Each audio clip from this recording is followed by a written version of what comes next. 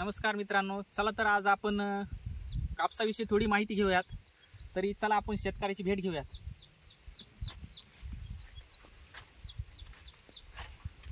तरी आपण शेतकऱ्याकडून त्यांची थोडी मुलाखतीविषयी त्यांची माहिती विचारू. तुमचं नाव काय? नमस्कार. तर माझं नाव गोविंद शंकर राठोड, तालुका वडवणी, जिल्हा बीड, आणि शेती करतो मी. तरी आपण पाहू शकता हा त्यांच्यावाला कापूस आहे. तरी आपण त्यांना कापसाविषयी थोडी माहिती विचारू. तरी आपण हा कापूस किती बाय किती वर केला आहे? तरी हा कापूस बघू शकता तुम्ही 4 बाय 1.5 फुटावर आहे. तरी आपण पाहू शकता हा त्यांच्यावाला कापूस 4 बाय 1.5 फुटावरती आहे. तरी आपण प्रथम कोणता खत पेरला होता? तरी ह्याला स्टार्टिंगला रेगाटी माग 10-26 पेरला होता. 10-26 पेरला होता. आणि प्रथम कोणची फवारणी केली तुम्ही त्याला? प्रथम ह्याच्यासाठी वापरला होता बघा, टाटाचा बहार एक वापरला होता. म्हणजे 20 लिटरच्या पंपामाग 30 ग्रॅम.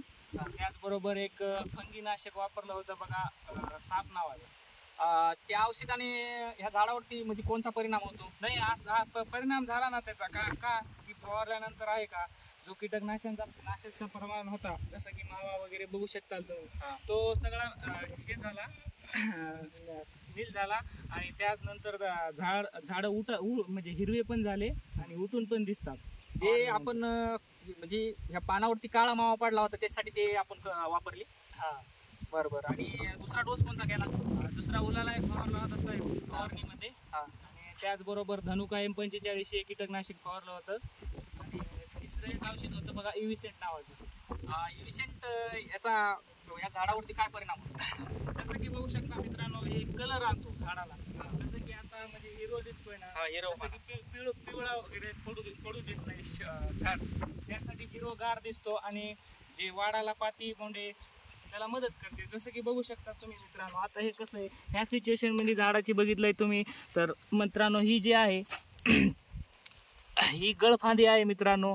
आणि ही आहे जो हिला बोंड वगैरे लागणार आहेत.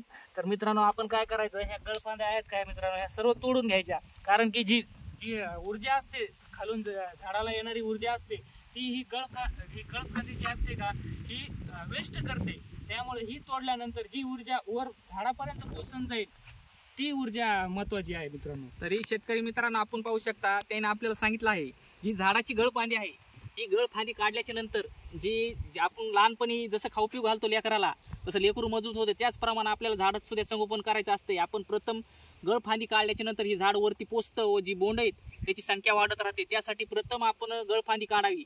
गळफांदी काढल्याच्या नंतर त्याची वाढ होती. तरी आपण पाहू शकता हे अशा प्रकारे झाडाची वाढ झालेली आहे. तरी बघू शकता तुम्ही, तर हे 48 दिवसाचा कापूस आहे मित्रांनो. तरी ह्याला पाळ्या वगैरे 4 वेळेस झाल्या, तर 2दा खत पेरलेला आहे. तरी तुम्ही पाहू शकता 48 दिवस झाले त्या कापसाला. तरी आपल्याला आता तिसरा डोस कोणता करायचा आहे?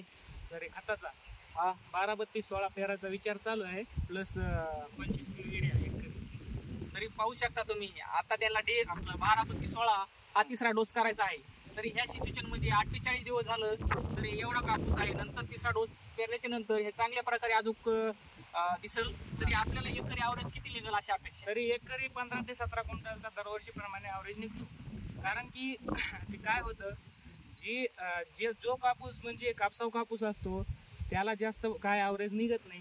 जे बेवडीवरला रान असतो त्याला जास्त ॲव्हरेज निघतो. जसं की बघू शकता तुम्ही, ही बाजरीवरला कापूस आहे. ह्याच्या आधी ह्याच्यात ऊस होता. त्यानंतर आम्ही ऊस काढून रुटर वगैरे रानाची मशागत करून त्यानंतर उन्हाळी बाजरी केली. उन्हाळी बाजरी केल्यानंतर मित्रांनो, त्यानंतर आम्ही उन्हाळी बाजरीचं हा पीक खाऊन त्यानंतर कापूस लावला. उन्हाळी बाजरी केल्याच्या नंतर नांगरट केली, रुटर मारलं, 2-4 पाळ्या घातल्या. त्यामुळे व्यवस्थित जमिनीची मशागत करून नंतर आम्ही कापूस पेरला. ही कबड्डी बॅग आहे मित्रांनो. तरी मला एकरी 15 ते 17 क्विंटल कुठंच जात नाही मित्रांनो, तर व्यवस्थितपणे 15 ते 17 क्विंटल ॲव्हरेज निघतंय. प्रथम शेतकरी बांधवांना तुम्हाला एवढंच सांगायचं आहे, कोणतीही गोष्ट करण्याच्या आधी आपल्या म्हणजे कापूस करायच्या आधी प्रथम आपल्या शेतीसाठी बेवड ही खूप गरजेची आहे. त्यासाठी यानं प्रथम बाजरीची बेवड केली होती. तरी आपण पाहू शकता त्यांची बाजरीच्या बेवडीच्या नंतर ते अशा प्रकारे चांगल्या प्रकारे कापूस आलेला आहे. तरी बी आपण सुद्धा कापूस कोणतेही पीक घेण्याच्या आधी प्रथम बेवड करावी हीच विनंती. नमस्कार. धन्यवाद.